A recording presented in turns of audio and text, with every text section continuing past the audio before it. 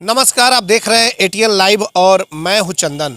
आज हमारे साथ खास मेहमान के तौर पे मौजूद हैं गब्बर यादव, जो कि आरजेडी के नेता भी हैं और इनसे हम 2024 में होने वाले चुनाव को लेकर के कुछ बातें करेंगे। और इसके साथ कुछ और भी मुद्दे हैं जिन मुद्दों पर आज गब्बर यादव से बातचीत होगी, क्योंकि सिवान जो है वो कहा जाता है कि सिवान की जो सियासत है ये बहुत कुछ दशा और दिशा बिहार में भी तय करती है।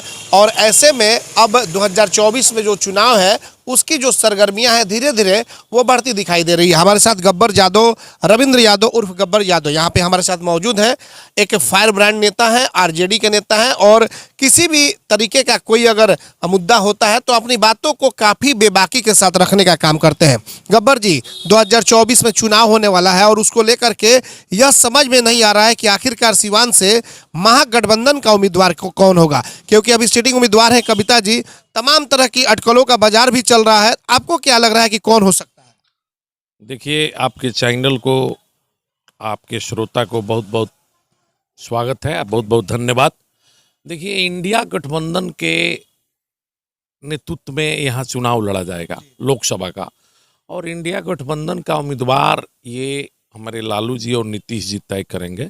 जो भी यहाँ इंडिया गठबंधन के उम्मीदवार होगा वो चुनाव जीतेगा, इसलिए कि पूर्ण रूप से फुल तैयारी के साथ इंडिया गठबंधन के कार्यकर्ता और जनता भी मूड बना चुकी है कि यहाँ इस बार इंडिया गठबंधन के एमपी बनाना है। तो अगर इंडिया गठबंधन का एमपी बनाना है, हालांकि इंडिया गठबंधन से ही सिटिंग उम्मीदवार भी हैं यहाँ पे आपके, तो सवाल ये कि आखिरकार इंडिया गठबंधन से कौन लड़ेगा? क्या सिटिंग रह जाएगा या फिर आरजेडी अपने खाते में लगी? क्योंकि सीपीआई भी इसी में अपनी भी दावेदारी कर रही है।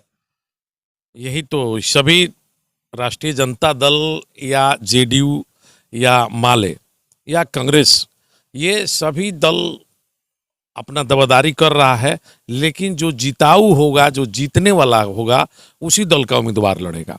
तो ये तय हमारे राष्ट्रीय और प्रदेश के नेतृत्व करेगा, लेकिन कार्यकर्ता और जनता ये मूड बना ली है कि इस बार जो भी आएगा उनको जिताना है। अच्छा, इस बार आपको क्या लग रहा है? जिस तरीके से अगर विपक्ष की बात कर लें हम, तो यहाँ पे आप देख सकते होंगे कि बीजेपी से जो है मंगल पांडे, जो बिहार के पूर्व स्वास्थ्य मंत्री हैं, और लगातार उनका दौरा चल रहा है। और ऐसे में कहा जा रहा है कि ओम प्रकाश यादव को हो सकता है कि इस बार टिकट न मिले और इस बार मंगल पांडे ही इस बार यहाँ से बीजेपी के दावेदार हो जाए। तो उस परिस्थिति में सिवान की जो राजनीतिक हालात होंगे वो क्या कैसे होंगे? देखिए, मंगल पांडे जी का तो अपना वोट इस संसदीय क्षेत्र में है नहीं। हम लोग तो यही चाह रहे हैं कि मंगल पांडे जी आ जाएं, कि उनको भी पता चले कि सिवान की जनता उनको कितना चाहती है। मंगल पांडे जी यदि आ जाएंगे तो 3.5 लाख से एनडीए गठबंधन यहाँ चुनाव हारेगा।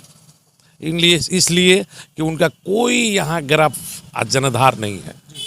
वो प्रदेश के नेता हैं और प्रदेशे के रहेंगे, इसलिए हम लोग तो यही चाह रहे हैं कि मंगल पांडे जी को टिकट मिले कि जहाँ कोई लड़ाई ना हो।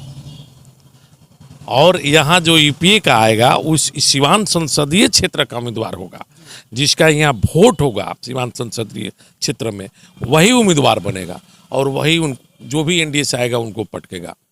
गब्बर जी, एक सवाल ये भी है कि आप जैसे कि पिछले कई चुनाव को आपने देखा भी होगा और आप ही लोगों के पार्टी में हिना साहब, जो सिवान के पूर्व सांसद मोहम्मद शहाबुद्दीन, उनकी पत्नी यहाँ पे हैं, और जो अभी जिस तरीके से जो हालात चल रहे हैं, तो क्या लग रहा है उसमें कुछ सुधरने वाली, कहीं ना कहीं से कुछ बात बनने वाली दिखाई दे रही है कि नहीं? जो कहा जाता है कि भाई आरजेडी के परिवार से, जो लालू यादव का परिवार है, उनसे, उन लोगों से और यहाँ हिना साहब के परिवार से अंदरूनी बहुत ज़्यादा कुछ गड़बड़ियाँ चल रही हैं जो कि वो बनने के कगार पे नहीं है। आपको क्या लग रहा है?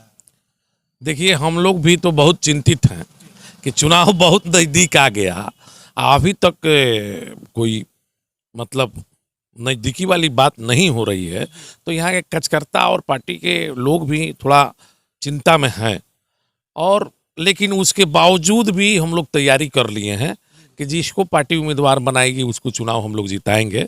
अब रहा हैना साहब का मामला और ये लालू यादव जी, माननीय श्री लालू प्रसाद यादव जी के बीच की बात है, तो अब देखिए, अब तो बहुत कम समय बच गया है, जो कि जल्द ही मतलब कुछ ही दिनों में ये डिक्लेयर हो जाएगा कि इन लोगों के बीच ऐसे ही तकरार रहेगा कि फिर संबंध अच्छा बढ़ेगा, ये बहुत नज़दीक ही मतलब दिखाई देने लगेगा सब कुछ। तकरार अगर मान लीजिए चल रहा है तो ये क्या कारण है कि आखिर तकरार चल रहा है? इतनी दूरियां आखिर को, कल तक जो परिवार एक साथ चला करते थे, एक साथ मिल करके सब कुछ सियासत भी करते थे, और आज इतनी ज्यादा दूरियां, इसका कारण आप क्या मानते हैं?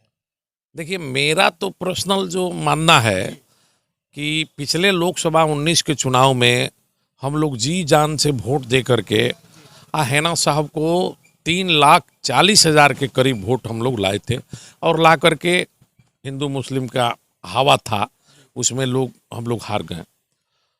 और उसके बाद कुछ अंदाज़ा नहीं लगा, और पार्टी से और मैडम की क्या दूरी बढ़ गई कि जिसके कारण कि हम लोग भी चाहते थे कि ये लोग का नज़दीकी हो जाए संबंध, लेकिन अब थोड़ा बहुत सा खटास हो गया। कुछ लोग हैं जो बढ़ चढ़ के बयान दे देते हैं। अब जैसे एक तो हम भी देखे थे, एक सप्ताह पहले कोई यूट्यूबर चैनल वाला अनाड़ी आदमी था, वो भी बयान चला दिया था कि अब होंगी तेजस्वी जी के आमने सामने लड़ाई हेना साहब से। तो ये फालतू लोग इसी तरह से चला करके ये दूरी बढ़ा दिए हैं। अब तो ये सोचना होगा कि हम लोग तो यही चाहते हैं कि नज़दीकी हो जाए, नज़दीकी हो जाए, लेकिन हम लोग अब नहीं हो पा रहा है तो हम लोग क्या कर सकते हैं। हम लोग पार्टी को यहाँ मजबूत कर रहे हैं, और राष्ट्रीय जनता दल के एक एक कार्यकर्ता और नेता दिन रात 24 के चुनाव के लिए लग गए हैं।